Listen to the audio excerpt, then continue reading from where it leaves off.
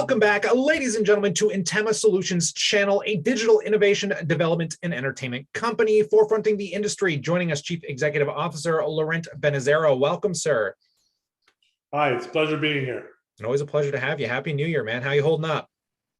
Can't complain. Happy New Year to you and your viewers. We're holding up. It's COVID, but it's okay. We're in good spirits and good health.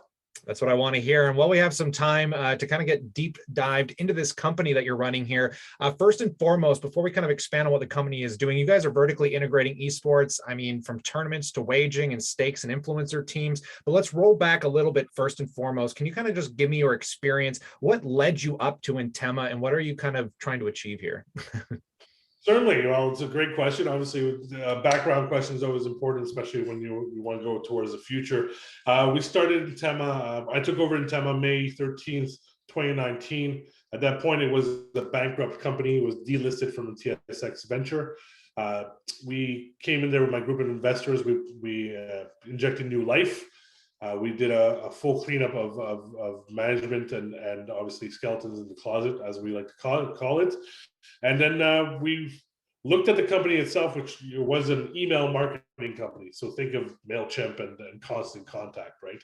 So we're a small email marketing company from Quebec versus these multi-billion-dollar companies in the United States capturing 99.9% of the market. So we knew we had to pivot, and we knew we needed to pivot into something that was innovative, that was niche, that had, that was in the genesis of a sector, And I looked at my investors, and most of my investors come from the gaming world. Most of them have been legends in the gaming world, and they said, look, why don't you try gaming? I said, I'll do you one better. I'm a big, huge video game amateur. I love video games. I play every night if I can. And I said, I think that esports is the way of the future. We did a quick market research, and we realized that esports was and is the way of the future. And we went head first. We dove in head first. And that's really how we started getting into esports. Yeah, very interesting for sure, because this is definitely a hot sector. Do you want to talk a little bit more about the board of directors, these guys that you're working with? Do they have the same kind of interest in video games, or what kind of experience do they bring? How'd you meet them? And just any background insights you can offer there. Yeah, certainly. Well, we have a very diverse board of directors in terms of experience. We just did the AGM, so we're going to be having a new board of director. Her name is Jessica.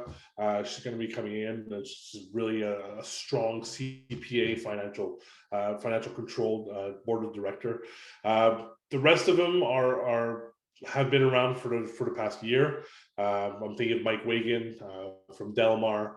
Philip Nolan joined us. He's an ex-lawyer, so it helps us with all the governance. The corporate governance is very, very important in obviously a public company.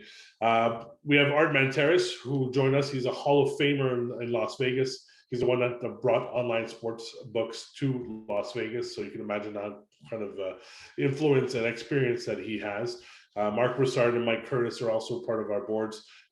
Mark Broussard is a CIBC executive, an ex-CIBC executive, and Mike Curtis ran his own company, a public company. So we have a really diverse bunch of great experience, a lot of mentorship for me and obviously my team. So we're very, very happy to go towards 2022 with them. All right. So speaking on 2022, and those are some pretty exciting stories. It's really neat hearing, especially in this industry, and how these people have gotten involved for sure.